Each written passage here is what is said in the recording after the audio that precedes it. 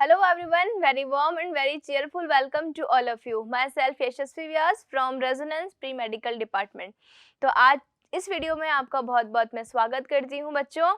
तो जैसा कि आप सभी जानते हैं कि इससे पहले वाले लेक्चर जो हमारे हो चुके हैं, एनसीईआरटी का हमारा जो चैप्टर चल रहा है cell the unit of life यानी कि कोशिका के बारे में हम एनसीईआरटी की एक एक लाइन पर डिस्कशन कर रहे हैं ताकि एक एक लाइन आपकी मिस ना हो for the point of view of the exam, right. तो आज हम स्टार्ट करते हैं। इससे पहले वाले जो लेक्चर्स हमारे हो चुके हैं बच्चों, उसमें हम दो लेक्चर्स में हम एंडोप्लाज्मिक रेटिक्यूलम यानी कि अंतःप्रद्वयी जालिका पर हमने विस्तार से अध्ययन किया था, ठीक है। किससे? एनसीईआरटी के थ्रू हमने डिटेल में डिस्कशन किया था। आज हम पढ़ने वाले हैं, यहाँ तक हमने पढ़ लिया था, ठीक है। ये मैंने आपको क्या बताई थी, ये मैंने आपको एंडोप्लाज्मिक रेटिक्यूलम का डायग्राम आपको बताया था, ठीक है। आज हम पढ़ने वाले हैं गोल्जी उपकरण यानी कि गोल्जी एपरेटस। आज हम इस पे डिस्कशन करने वाले हैं। तो चलिए स्टार्ट करते हैं आज का लेक्चर। हम गोल्जी उपकरण को क्या बोला जाता है? गोल्जी एपरेटस, या फिर इसे हम गोल्जी बॉडी भी कहते हैं। क्या बोलते हैं इसे हम? Golgi body. क्लियर इतना? तो देखिए गोल्जी उपकरण या गोल्जी एपरेटस होता क्या है। कैमिलो गोल्जी सबसे पहले एनसीईआरटी ने दिया हुआ है इसका कि इसकी डिस्कवरी किसने की थी। तो सबसे पहले इसको कैमिलो गोल्जी 1898 ने पहली बार केंद्रक के पास घनी रंजित जालिकावत संरचना तंत्रिका कोशिका में इसे देखा। सबसे पहले तो इसकी डिस्कवरी किसके थ्रू हुई थी? गोल्जी, कैमिलो गोल्जी के थ्रू। और इसीलिए उन्होंने इस चीज की डिस्कवरी की थी और इसीलिए इसका नाम क्या दे दिया गया? इसका नाम उन्हीं के नाम पर दे दिया गया, जो कि क्या है इनका नाम? Golgi apparatus. तो इसका जो डिस्कवरी आप इजीली तरीके से याद कर सकते हैं। कैमिलो गोल्जी, नाम क्या है? गोल्जी उपकरण, और डिस्कवरी किसने की थी? कैमिलो गोल्जी ने। आगे देखते हैं हम, जिन्हें बाद में उनके नाम पर गोल्जी काय कहा गया। 18.6 जो डायग्राम आपको दिया हुआ है मैं दिखाती हूँ आपको, ये जस्ट निकल चुका है इसका डायग्राम। ये जो गोल्जी उपकरण नजर आ रहे हैं आपको, यही है गोल्जी उपकरण। ये इनमें कुंड होते हैं बीच बीच में, जिसको दिखाए रखें। इनके पास में दो साइड्स होती है, एक सिस फेस और एक ट्रांस फेस। तो चलिए आगे हम पढ़ते हैं इसके बारे में, गोल्जी उपकरण के बारे में। देखिए यह कैसी संरचना है, अभी किसके बारे में दिया हुआ है? ये संरचना के बारे में बताया गया है। यह बहुत सारी चपटी डिस्क आकार की थैली या कुंड से मिलकर बनी होती है, जिनका व्यास कितना होता है? 0.5 माइक्रोमीटर से 1.0 माइक्रोमीटर तक देखा जाता है। कैसी होती है ये? चपटी होती है, ठीक है। दिया हुआ है कैसी होती है? चपटी होती है। ये एक दूसरे से समानांतर ढेर के रूप में मिलती है, जिसे जालिका काय कहा जाता है। क्या होते हैं ये? एक दूसरे से समानांतर रूप में यानी कि पैरेलली एक दूसरे से समानांतर वे में मिलते हैं, इसीलिए इन्हें क्या बोला जाता है? जालिका काय इनको बोला जाता है। आगे देखते हैं हम गोल्जी काय में कुंडों की संख्या अलग अलग होती है, ठीक है। जो गोल्जी काय है उसमें कुंडों की संख्या कैसी है? अलग अलग है, लेकिन वो कैसे हैं? समानांतर है। गोल्जी कुंड केंद्रक के पास संकेंद्रित व्यवस्थित होते हैं, जिन्हें निर्माणकारी सतह उनतोदरसिस व, इसको मैं अलग से मार्क कर रही हूँ, कौन सी जो अभी मैंने आपको बताई थी, एक होती है निर्माणकारी सतह यानी कि उनतोदरसिस जो कि निर्माण करती है आगे, और एक होती है फेज, मैच्योरेशन फेज यानी कि जिसको क्या बोला जाता है? ट्रांस फेज, ठीक है। तो ये तो किसकी बात की जा रही है? ट्रांस फेज की। और ये किसकी बात की जा रही है? ये बात की जा रही है सिस फेज की। तो इसमें दो फेज होती है, कौन कौन सी? एक होती है निर्माणकारी सतह जिसको बोला जाता है उन्नतोदर सिस, व परिपक्व सतह यानी कि मैच्योरेशन फेज यानी कि उत्तलावतल ट्रांस होती है। अंगक सिस व ट्रांस सतह पूर्णतया अलग अलग होती है। दोनों क्या होती है, अलग अलग सरफेस पर होती है। एक फेज होती है सिस फेज और दूसरी होती है ट्रांस फेज, लेकिन आपस में जुड़े रहते हैं। लेकिन आपस में कैसे होते हैं, जुड़े हुए होते हैं। मैं यहाँ पे आपको बना देती हूँ, देखिए इस तरीके से होती है।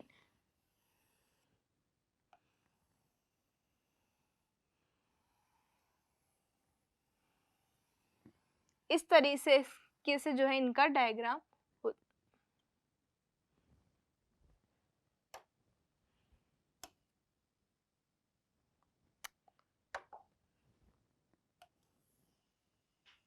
ये इस तरीके से इनका डायग्राम होता है। एक दूसरे से नजर आ रही है आपको, जुड़ी हुई है, ये समानांतर तो है परंतु एक दूसरे से क्या है, एक दूसरे से जुड़ी हुई भी होती है। क्लियर है इतना? तो इसकी एक फेस कौन सी होती है, सिस फेस, और एक होती है ट्रांस फेस। आगे बढ़ते हैं हम।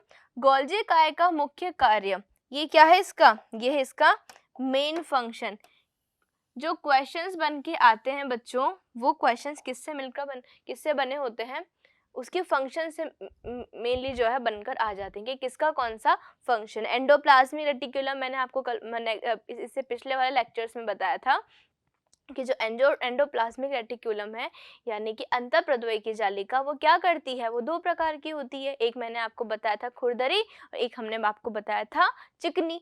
जो खुरदरी होती है उस पर राइबोसोम उपस्थित थे और राइबोसोम क्या करते हैं, प्रोटीन संश्लेषण करते हैं, तो वो क्या करेगी, वो प्रोटीन संश्लेषण में मदद करेगी। बट दूसरी जो होती है स्मूथ एंडोप्लाज्मिक रेटिकुलम, वो कैसी होती है, वो स्मूथ होती है, वो चिकनी होती है। क्यों चिकनी होती है, कि राइबोसोम ही नहीं है उसकी सतह पर, और अगर राइबोसोम उसकी सतह पर नहीं है तो राइबोसोम क्या करते हैं, प्रोटीन बनाते हैं। अब वो प्रोटीन ही नहीं बनेगा, अब प्रोटीन नहीं बनेगा तो किस में मदद करेंगे, वो सिंपल सी बात है, लिपिड में मदद करेंगे, यानी कि लिपिड संश्लेषण में मदद करेंगे। तो क्वेश्चंस आपसे कार्य पे पूछ लिए जाते हैं, तो कार्य सभी के आपको बहुत अच्छे से याद होने चाहिए। तो चलिए गोल्जी काय का मुख्य कार्य देखते हैं हम। गोल्जी काय का मुख्य कार्य द्रव्य को संवेष्टित कर अंतरकोशिकीय लक्ष्य तक पहुंचाना या कोशिका के बाहर श्रवण करना होता है। तो इनका मेन काम क्या होता है, श्रवण, यानी कि सिक्रीशन का इनका मेनली काम होता है। इसका मीनिंग ये है कि जो भी प्रोटीन है या जिस भी प्रोटीन को आगे तक लेकर जाना है तो ये आगे उसको लेके जाने का, श्रवण करने का काम करती है। इंग्लिश में इसका एक नेम और होता है, कॉमन नेम इसका बोला जाता है, इसको traffic police of the cell. ठीक है, traffic police of the cell इसलिए बोला जाता है क्योंकि जो भी प्रोटीन्स आगे जाना होता है तो ये उसके लक्ष्य तक पहुंचाने का कार्य करती है। आगे देखिए, संवेष्टित द्रव्य अंतःप्रद्वयी जालिका से पुटिका के रूप में गोल्जी काय के शीर्ष सिरे से संगठित होकर परिपक्व सतह की ओर जाते हैं। इसका मीनिंग क्या है, यह है इसकी सिस फेस और ये होती है इसकी ट्रांस फेस। तो सिस फेस पे कोई भी प्रोटीन आएगा और उसके बाद में उसको ट्रांस फेस से बाहर कर दिया जाएगा। समझ में आ गई बात, सिस फेस और एक ट्रांस फेस। तो कोई भी प्रोटीन जो होता है वो गोल्जी काय के शीर्ष सिरे से संगठित होकर परिपक्व सतह की ओर आगे गति करता है।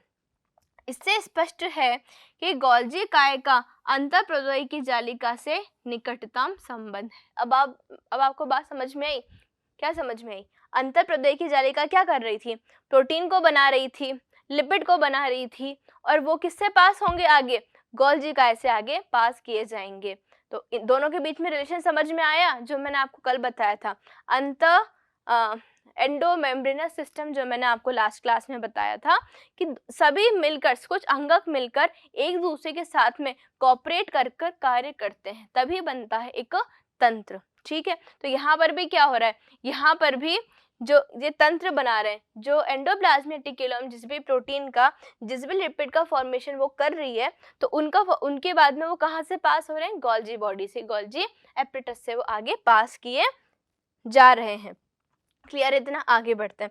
अंतःप्रद्वयी जालिका पर उपस्थित राइबोसोम द्वारा प्रोटीन का संश्लेषण होता है। जो जस्ट मैंने अभी आपको बात बताई वो वही है। अंतःप्रद्वयी जालिका पर उपस्थित राइबोसोम द्वारा प्रोटीन का संश्लेषण होता है जो गोल्जी काय के ट्रांस सिरे से निकलने से पूर्व इसके कुंड में रूपांतरित हो जाते हैं।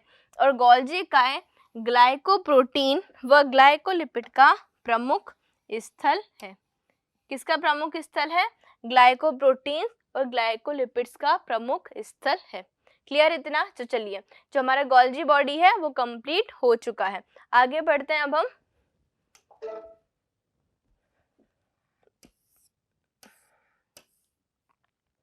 नेक्स्ट मूव करते हैं हम किसकी तरफ?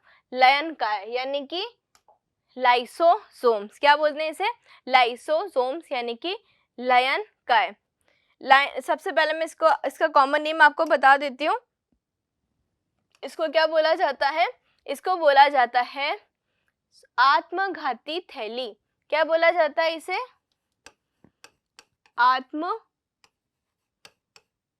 आत्मघाती थैली। इंग्लिश में क्या बोलेंगे इसे? इंग्लिश में बोलेंगे इसे suicidal bag of the cell. Suicidal bag of the cell. Suicide का मीनिंग क्या होता है? आगे होकर अपनी इच्छा से मौत को गले लगा लेना। यही क्या है? यही तो सुसाइड है। जानबूझकर खुद को मार लेना, जानबूझकर खुद को खत्म कर लेना, यही क्या कहलाता है? सुसाइड। तो इसके पास में क्या होता है?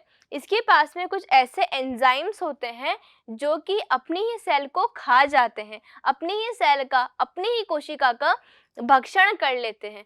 इसीलिए इसको क्या बोला जाता है? लयन काय को suicidal bag of the cell या फिर आत्मघाती थैली। क्लियर इतना? चलिए आगे पढ़ते हैं हम। यह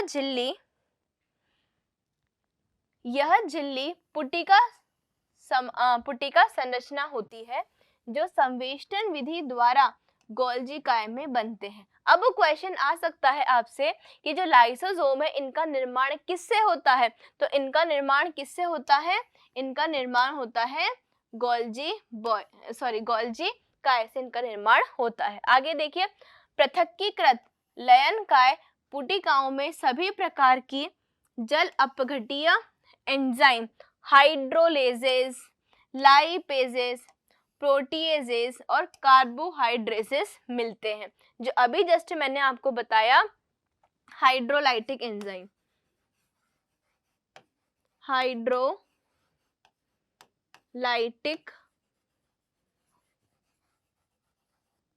एंजाइम, तो इसके अंदर जो हाइड्रोलाइटिक एंजाइम प्रेजेंट होते हैं उसी वजह से, जैसे कि एग्जांपल लिया है एनसीईआरटी में, हाइड्रोलेजेस, कार्बोहाइड्रेजेस, लाइपेजेस और प्रोटोएजेस, ये सब होते हैं इसमें। ये सभी मिलते हैं जो क्या करते हैं? जो अम्लीय परिस्थितियों में सर्वाधिक सक्रिय होते हैं। अब आपसे पूछ लिया जाए कि कौन सी परिस्थितियां होती हैं इनके पास में, तो कौन सी परिस्थितियां होती है? पीएच अम्लीय होती है। कैसी होती है? एसिडिक अम्लीय पीएच होती है। ये एंजाइम कार्बोहाइड्रेट, प्रोटीन, लिपिड व न्यूक्लिक अम्ल आदि के पाचन में सक्षम होते हैं। तो ये क्या करते हैं? ये जो है इनके पास में जो हाइड्रोलाइटिक एंजाइम होते हैं ये इन सबको तोड़ने में मदद करते हैं। जैसे कार्बोहाइड्रेट्स है, ये कार्बोहाइड्रेट को तोड़ता है।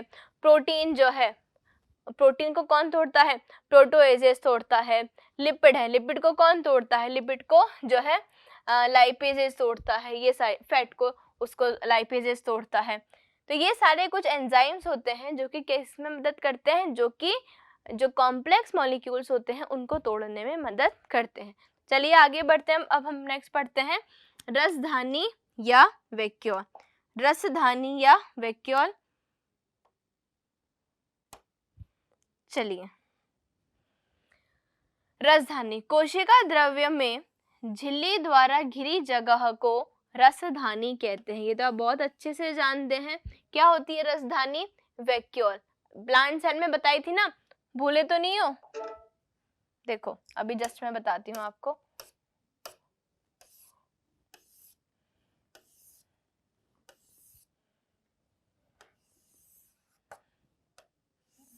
कहाँ गया? प्लांट सेल और एनिमल सेल का दिस वन, ये रहा। ये देखिए, ये जो इतनी बड़ी दिख रही है आपको, ये जो पूरी ये है, ये क्या है? वैक्यूल। ये दिख रहा है आपको, रसधानी यहाँ पर लिखा हुआ है। तो इतनी बड़ी वैक्यूल होती है किसके पास में? प्लांट सेल के पास में, जिसकी वजह से केंद्रक जो होता है बिल्कुल साइड में चला जाता है। याद आ गया? चलिए आगे बढ़ते हैं।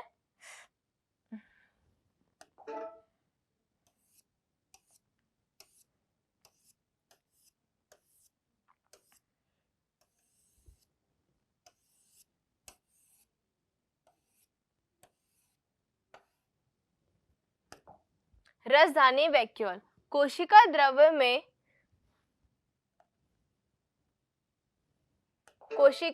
में झिल्ली चलिए, कोशिका द्रव्य में झिल्ली द्वारा घिरी जगह को क्या बोला जाता है? रसधानी कहा जाता है। अब इसमें क्या क्या होते हैं?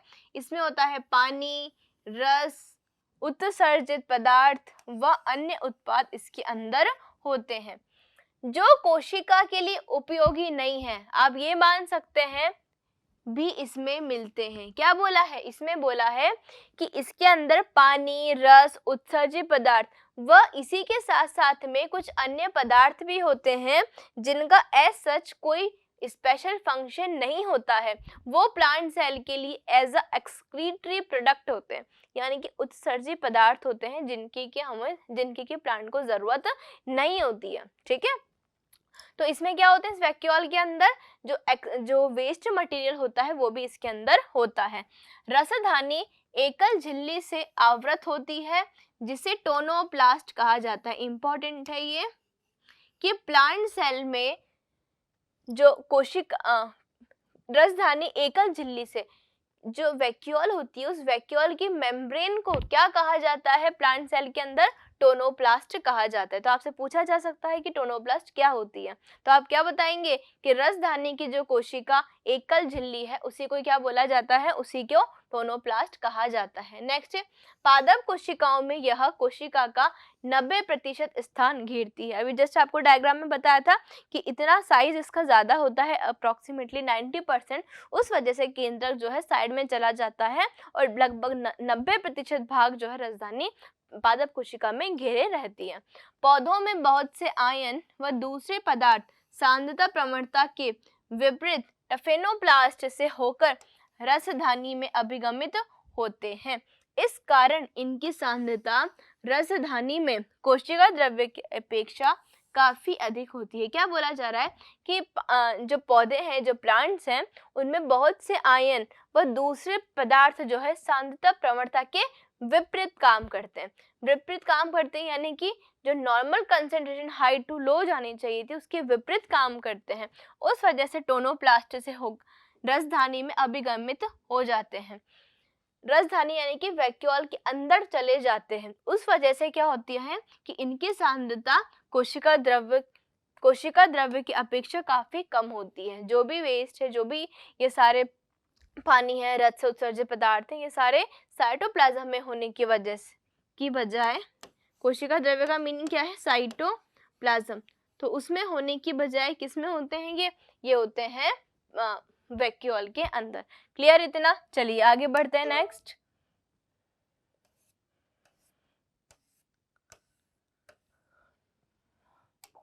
देखिए अमीबा में संकोचनशील रसधानी उत्सर्जन के लिए महत्वपूर्ण है। Very important. संकुचनशील रसधानी को क्या बोला जाता है? संकुचनशील रसधानी को बोला जाता है कॉन्ट्रैक्टाइल वैक्यूल। क्लियर है? Contractile vacuole. तो जो अमीबा है, अमीबा में संकुचनशील रसधानी यानी कि कॉन्ट्रैक्टाइल वैक्यूल पाई जाती है। बहुत सी कोशिकाओं जैसे आद्य जीव में खाद्य रसधानी का निर्माण खाद्य पदार्थों को निगलने के लिए होता है। साथ में क्या होती है? कुछ फूड वैक्यूल। क्या होती है साथ में? कुछ फूड वैक्यूल। तो वैक्यूल क्या करती है? जो भी खाद्य पदार्थ हैं या जो भी वैक्यूल है जिस टाइप की, उस पदार्थ को संचित रखने का कार्य वो करती है। क्लियर है? चलिए नेक्स्ट बात करते हैं अब हम माइटोकॉन्ड्रिया, यानी कि अब हम बात करने वाले हैं किसकी? सूत्रकणिका माइटोकॉन्ड्रिया। वेरी इंपॉर्टेंट है ना, काफी इंपॉर्टेंट है, ये काफी इंपॉर्टेंट रोल प्ले करता है। ये माइटोकॉन्ड्रिया है, क्लोरोप्लास्ट है, ये काफी इंपॉर्टेंट क्यों है ये भी अभी आपको आगे पता लग जाएगा। देखिए इनकी स्पेशलिटी बताती हूँ मैं आपको। सबसे पहले तो इनको सेमी ऑटोनोमस ऑर्गेनेल बोला जाता है। क्यों? क्योंकि ये ऐसे अंगक हैं जिनके पास में खुद का डीएनए होता है। अभी तक मैंने जो भी आपको बताए थे। देखिए जो हमारा एंडोमेम्ब्रेनस सिस्टम था जो कि किस किस से मिलकर बना हुआ था, endoplasmic reticulum, Golgi body, vacuole और लाइसोसोम। ये हमारा पोर्शन कंप्लीट हो चुका है एंडोमेम्ब्रेनस सिस्टम का। अब हम नई शुरुआत कर रहे हैं किससे, सूत्रकणिका यानी कि माइटोकॉन्ड्रिया से। तो ये माइटोकॉन्ड्रिया में क्या होता है, खुद का सेल्फ का डीएनए होता है, आरएनए होता है, प्रोटीन्स होते हैं खुद के अपने सेल्फ के, ठीक है। बट जो बाकी के जो अंगक मैंने आपको बताया उनमें क्या मैंने आपको बताया कि इनके पास में खुद का डीएनए होता है, नहीं बताया। तो इनके पास में खुद का डीएनए नहीं होता है। बट जो माइटोकॉन्ड्रिया है, और मैं आपको एक और बताऊंगी, प्लास्टिड, ठीक है, इनके पास में क्या होता है, इनके पास में अपना खुद का डीएनए होता है, खुद का आरएनए होता है, यानी कि इनके पास में अपनी खुद की मशीनरी होती है जिससे ये आगे सर्वाइव प्रॉपर तरीके से खुद को आगे और बनाने में ये मदद कर सकते हैं। तो देखिए आगे बढ़ते हैं अब हम। सूत्रकणिका को जब तक विशेष रूप से अभिरंजित नहीं किया जाता तब तक सूक्ष्मदर्शी इसे आसानी से नहीं देख सकते, यानी कि जब तक इसकी स्टेनिंग नहीं होगी इसको आसानी से नहीं देखा जा सकता। प्रत्येक कोशिका में सूत्रकणिका की संख्या भिन्न होती है, सभी में इसका जो नंबर होता है वो डिफरेंट होता है। यह उसके कार्य की सक्रियता पर निर्भर करती है। ये किस पे निर्भर करती है, सक्रियता पर। जैसे कि मान लीजिए जो बर्ड्स होते हैं, बर्ड्स की जो फ्लाइट मसल्स होती है उड़ने वाली, उसमें इनकी संख्या कंपैरेटिवली बहुत ज़्यादा मानी जाती है, ठीक है। तो जिस हिसाब से कार्य होगा उस हिसाब से इनका नंबर भी होगा, क्योंकि ये माइटोकॉन्ड्रिया क्या करते हैं बच्चों, ये करते हैं एटीपी का प्रोडक्शन, यानी कि एनर्जी का प्रोडक्शन करवाते हैं ये, और एनर्जी जितनी ज़्यादा चाहिए होगी उस हिसाब से इनकी संख्या होगी। क्लियर इतनी बात, आगे बढ़ते हैं। ये आकृति व आकार में भिन्न होते हैं, यह तश्तरीनुमा बेलनाकार आकृति के होते हैं। आगे देखिए, जो 1.0 से 4.0 माइक्रोमीटर व 0.21 माइक्रोमीटर तक औसतन ले सकते हैं आप 0.5 माइक्रोमीटर व्यास की होती है। सूत्रकणिका एक दोहरी झिल्ली युक्त संरचना होती है। इंपॉर्टेंट है, ये जो माइटोकॉन्ड्रिया होता है इस माइटोकॉन्ड्रिया के पास में डबल मेम्ब्रेन होती है। कैसी होती है, डबल मेम्ब्रेन, एक आउटर मेम्ब्रेन बाहरी झिल्ली और एक होती है आंतरिक झिल्ली। बाकी के जो हमने पढ़े थे वो कैसे थे, सिंगल मेम्ब्रेन, एकल, उनमें जो थी एकल संरचना उनमें उपस्थित थी। आगे देखते हैं, जिसकी बाहरी झिल्ली व भीतरी झिल्ली इसकी अवकाशिका को दो स्पष्ट जलीय कक्षों, बाह्य कक्ष और भीतरी कक्ष में विभाजित करती है। तो देखिए बच्चों, एक होती है इसकी आउटर मेम्ब्रेन, यह है बाहरी झिल्ली, ये होती है इस तरीके से बाहरी झिल्ली, एक होती है इसकी आंतरिक झिल्ली,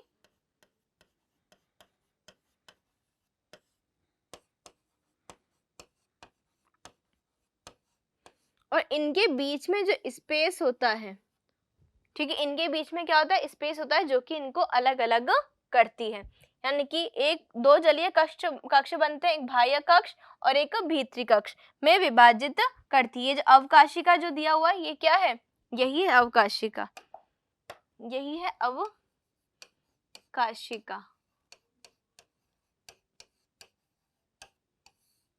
समझ में आ गई इतनी बात, ओके।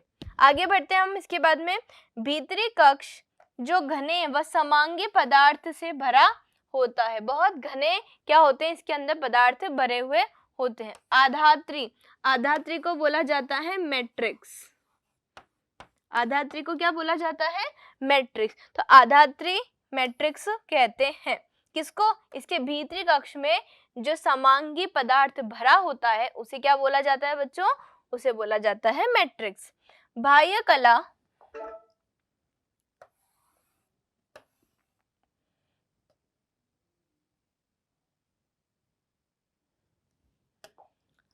कला सूत्रकणिका की बाह्य सतत सीमा बनाती है। आगे देखिए, इसकी अंतः झिल्ली कई आधात्री की तरफ अंतर्वलन बनाती है।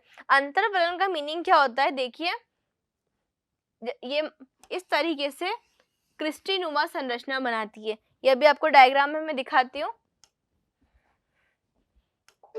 देखिए ये रहा इसका डायग्राम, ये देख रहे हैं आप। इसके अंदर जो ये स्ट्रक्चर बनी हुई है, ये फिंगर लाइक प्रोजेक्शंस जो बने हुए हैं, ये ग्रीन कलर से जो आपको दिखा रखे हैं, ये क्या है, क्रिस्टी। ये जो टेढ़ी मेढ़ी जो संरचना ये बनाता है अंदर, उसी को क्या बोला जाता है, क्रिस्टी। ये दिख रही है आपको ये संरचना जो टेढ़ी मेढ़ी सी नजर आ रही है। चलिए आगे देखते हैं।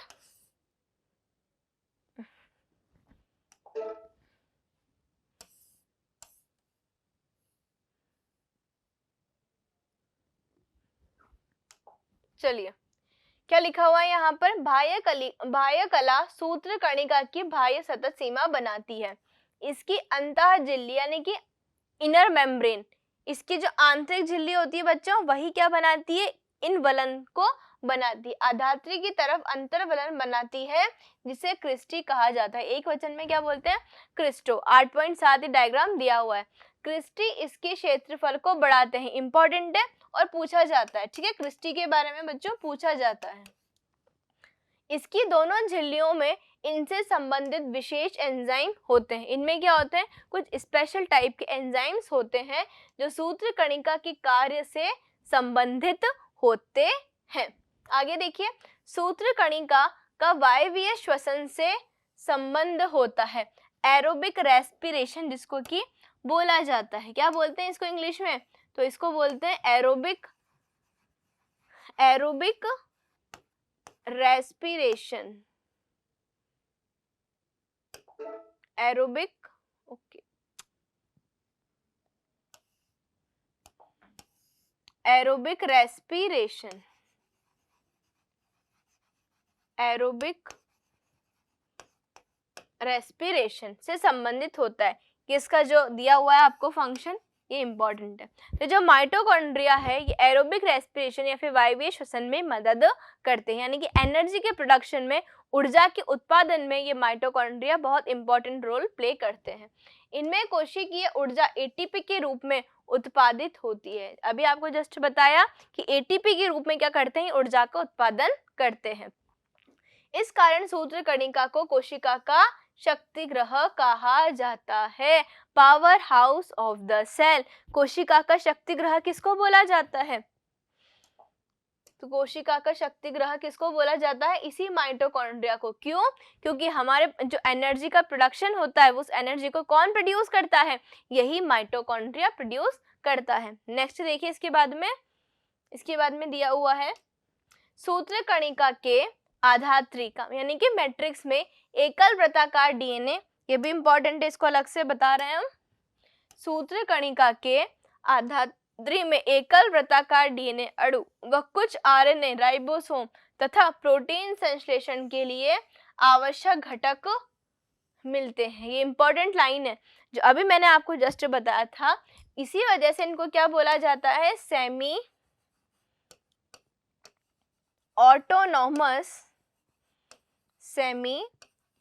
Autonomous organ. क्यों बोला जाता है इन्हें सेमी ऑटोनॉमस ऑर्गन, क्योंकि इनके पास में खुद का एकल वृत्ताकार डीएनए है, साथ में आरएनए है, राइबोसोम से 70S, पूछ लिया जाए कि इनमें कौन से राइबोसोम उपस्थित होते हैं तो 70S, तथा प्रोटीन संश्लेषण के लिए आवश्यक घटक मिलते हैं। सूत्र कणिका विखंडन द्वारा विभाजित होती है। अगेन वेरी इंपॉर्टेंट लाइन, विखंडन का मीनिंग क्या होता है, फिजन, ठीक है। तो जो सूत्र कणिका है यानी कि माइटोकॉन्ड्रिया जो है, ये किसके द्वारा विभाजित होते हैं, ये विखंडन के द्वारा विभाजित होते हैं। इसका डायग्राम देख लेते हैं अब हम।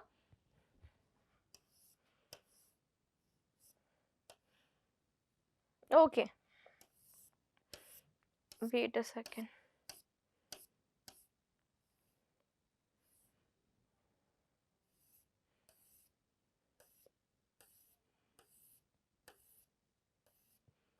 चलिए, सूत्र कणिका की संरचना का ये हम ओवरऑल इसका डायग्राम देखते हैं। क्या दिया हुआ है इसमें, देखिए, ये इसकी बाह्य झिल्ली, बाह्य झिल्ली का मीनिंग क्या है, आउटर मेम्ब्रेन, भीतरी झिल्ली यानी कि इनर मेम्ब्रेन, आधात्री का मीनिंग क्या होता है, मैट्रिक्स, अंतर झिल्ली अवकाशिका। ये देखिए ये जो मैंने आपको बताया था ना कि ये जो रेड रेड सा आपको नजर आ रहा है, ये क्या है, इनके बीच का स्पेस यानी कि अवकाशिका। अंतरझिल्ली अवकाशिका का मीनिंग क्या है, जो कि बीच में उपस्थित है, राइट। नेक्स्ट देखिए क्रिस्टी। क्रिस्टी का मीनिंग क्या होता है, ये जो अंतरवलन जो बनाए जा रहे हैं यही क्या कहलाते हैं, क्रिस्टी कहलाते हैं। तो ओवरऑल क्या बताया मैंने आपको, ओवरऑल हमने आपको बताया कि जो माइटोकॉन्ड्रिया है, माइटोकॉन्ड्रिया एक ऐसी संरचना है जो कि किससे मिलकर बनी होती है, जो कि दो मेम्ब्रेन से मिलकर बनी हुई होती है। एक होती है आउटर मेम्ब्रेन और एक होती है इनर मेम्ब्रेन। उनके बीच में क्या होता है, उनके बीच में अवकाशिका होती है, एक स्पेस होता है जिसको बोला जाता है अंतरझिल्ली अवकाशिका। बाह्य झिल्ली होती है, अंतरझिल्ली होती है, बता दिया आपको। साथ में इनमें क्या होता है, इनमें जो इनकी भीतरी झिल्ली होती है वो अंतरवलन का निर्माण करती है और उसी अंतरवलन को क्या बोला जाता है, उसी अंतरवलन को क्रिस्टी कहा जाता है। आधात्री क्या होता है, इनके बीच में जो इनर मेम्ब्रेन होती है उसमें एक फ्लूइड भरा हुआ होता है, कॉम्पैक्ट फ्लूइड भरा हुआ होता है जिसको बोला जाता है आधात्री यानी कि मैट्रिक्स। चलिए, तो ये हो गया आपका सूत्रकर्णिका की संरचना यानी कि अनुदैर्घ्यकार। इसको अगर ट्रांसफर सेक्शन आप करोगे तो आपको इस टाइप से इसका डायग्राम नजर आएगा। आगे देखते हैं। देखिए इसके बाद में दिए हुए हैं आपको लवक यानी कि प्लास्टिड। प्लास्टिड को हम नेक्स्ट लेक्चर में कवर करेंगे। इससे पहले हम जो है राइबोसोम्स को देख लेते हैं। क्यों, क्योंकि राइबोसोम्स आपके रिपीटेड वे में आ रहे हैं ना, क्योंकि राइबोसोम सबके साथ में प्रेजेंट है, इसलिए हम पहले किसको कंप्लीट कर लेते हैं, इसको पहले हम राइबोसोम्स को कंप्लीट करेंगे, इसके बाद में फिर हम प्लास्टिड को कवर करते हैं। तो चलिए, राइबोसोम्स डिस्कवरी किसने की थी, तो जॉर्ज पैलेड ने की थी इलेक्ट्रॉन माइक्रोस्कोप द्वारा। ये कैसे होते हैं, ये होते हैं सघन कणिकामय संरचना। राइबोसोम को सर्वप्रथम देखा था। तो कैसे होते हैं, ये सघन कणिकामय संरचना होती है, मेम्ब्रेन लेस होते हैं बच्चों। ये जो सबसे पहले मैंने आपको बताया था एंडोप्लाज्म रेटिक्यूलम, गोल्जी बॉडी, ये सब क्या होते हैं, इन पे सिंगल मेम्ब्रेन होती है। उसके बाद में हमने माइटोकॉन्ड्रिया आपको बताया था, ये डबल मेम्ब्रेन होता है।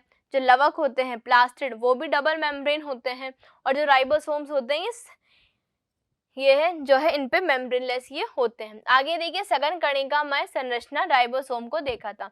ये राइबोन्यूक्लिक अम्ल व प्रोटीन के बने और किसी भी झिल्ली से घिरे नहीं होते, यानी कि क्या बोला अभी जस्ट मैंने आपको, मेम्ब्रेनलेस,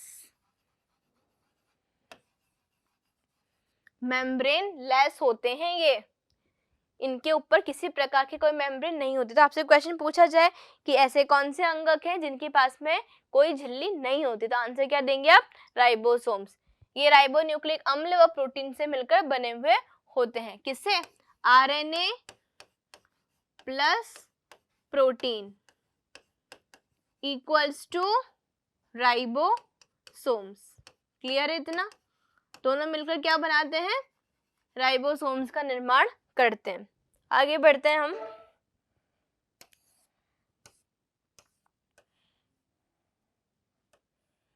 देखिए, यूकैरियोटिक राइबोसोम 80S व प्रोकैरियोटिक राइबोसोम 80S होते हैं। यूकैरियोटिक कैसे होते हैं, 80S। ये बात चल रही है किसकी, यूकैरियोटिक की। और प्रोकैरियोटिक के अंदर कौन से होते हैं, उनके अंदर होते हैं 70S, यानी कि प्रोकैरियोटिक के अंदर।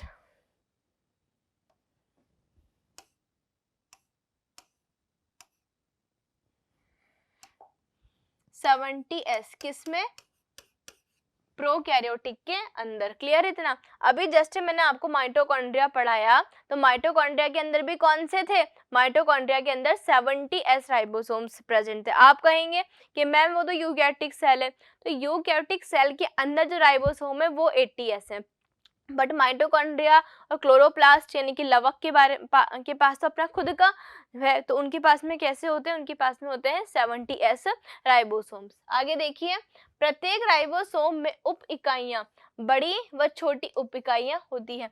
या आप डायग्राम में देख सकते हैं, ये होती है इसकी बड़ी उप इकाई और ये है इसकी छोटी उप इकाई, यानी कि ये होती है इसकी लार्ज सब यूनिट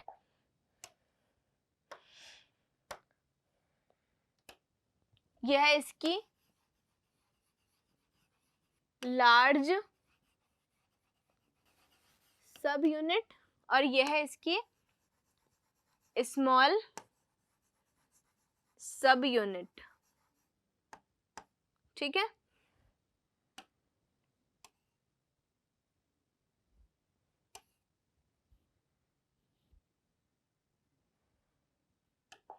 स्मॉल सब यूनिट। तो ये जो राइबोसोम होते हैं, एक लार्ज सब यूनिट और एक स्मॉलर सब यूनिट से मिलकर बने हुए होते हैं और इन दोनों को मिलाकर ही ये राइबोसोम का निर्माण हुआ है। देख रहे हैं आप, देखिए ये है लार्ज सब यूनिट और ये स्मॉलर सब यूनिट, ये जब ये दोनों मिल गई तो इसका राइबोसोम का निर्माण हो गया। आगे देखिए यहाँ पर एस पूछा हुआ है, कैसे होता क्या है, तो देखिए स्वेडबर्ग इकाई होती है जो कि अवसादन गुणांक को प्रदर्शित करता है। ये आपको ध्यान रखना है। यह अपरोक्ष रूप से आकार व घनत्व को व्यक्त करता है। इनके साइज, इनका आकार, इनकी डेंसिटी, इनके घनत्व को बताता है। दोनों 70S व 80S राइबोसोम दो उप इकाइयों से मिलकर बने हुए होते हैं। क्लियर है इतना? चलिए राइबोसोम्स हमारा कंप्लीट हो चुका है। आगे देखते हैं, इसके बाद में हम साइटोपंजर, आज हम यहीं तक देखेंगे, उसके बाद में फिर नेक्स्ट लेक्चर में हम देखेंगे। तो देखिए साइटोपंजर, साइटोस्केलेटन का मीनिंग क्या होता है, ये देखिए साइटोपंजर, साइटोस्केलेटन प्रोटीन युक्त विस्तृत जालिकावृत तंतु जो कोशिका द्रव्य से मिलता है, जो साइटोपंजर उसे कहते हैं। ये क्या करते हैं, कोशिका में मिलने वाले साइटोपंजर के विभिन्न कार्य जैसे यांत्रिक सहायता, गति, कोशिका के आकार को बनाए रखने में ये मदद करते हैं। तो ये साइटोस्केलेटन होते हैं बच्चों, ये किस में प्रेजेंट होते हैं, कोशिका द्रव्य में प्रेजेंट होते हैं। तो सेल के साइज को बनाए रखने के लिए, उसका मैकेनिकल सपोर्ट, उसकी गति को बनाए रखने के लिए, थोड़ी देर के लिए सोच लीजिए, कोई भी चीजें होती है, ठीक है, अब सेल के अंदर बहुत सारे ऑर्गेनेल्स है, तो उन सबको एक जगह पे कांस्टेंट अपने अच्छे तरीके से एक बैलेंस वे में रखने के लिए किसकी जरूरत होती है, साइटोस्केलेटन की नीड होती है। तो ये किसमें मदद करते हैं, यांत्रिक सहायता, गति, कोशिका के आकार को बनाए रखने में ये सहायता करते हैं। क्लियर है इतना? तो आज हमने क्या कंप्लीट किया है बच्चों, आज हमने वैक्यूल्स पढ़े हैं, राइबोसोम्स पढ़े हैं और माइटोकॉन्ड्रिया पढ़ा है और साथ में गोल्जी बॉडी। ये 4 ऑर्गेनेल्स आज हम आपको कंप्लीट कर चुके हैं, आपके साथ में एनसीईआरटी की एक एक लाइन को। नेक्स्ट लेक्चर में हम प्लास्टिड उठाएंगे, लवा कंप्लीट कर लेंगे, उसके बाद में आपके जो सिलिया, फ्लैजिला, माइक्रोट्यूब्यूल्स हैं, ये सब हमारे बचेंगे। बस ज़्यादा पार्ट नहीं बचा है, थोड़ा सा ही पार्ट बचा है जो कि आपके नेक्स्ट लेक्चर में या उससे बाद लेक्चर में कंप्लीट हो जाएगा। ठीक है बच्चों, तो बाकी आज हम यहाँ तक देखते हैं। आपका यही होमवर्क है, जो भी आपको पढ़ाया जा रहा है आप रिवाइज कीजिए ताकि आपकी एक एक लाइन एनसीईआरटी की कोई भी लाइन ना छूटे, क्योंकि आपको पता है कि एनसीईआरटी की लाइन से क्वेश्चंस बनकर आ जाते हैं। क्लियर इतना? तो चलिए, thank you so much everyone, keep learning, bye bye.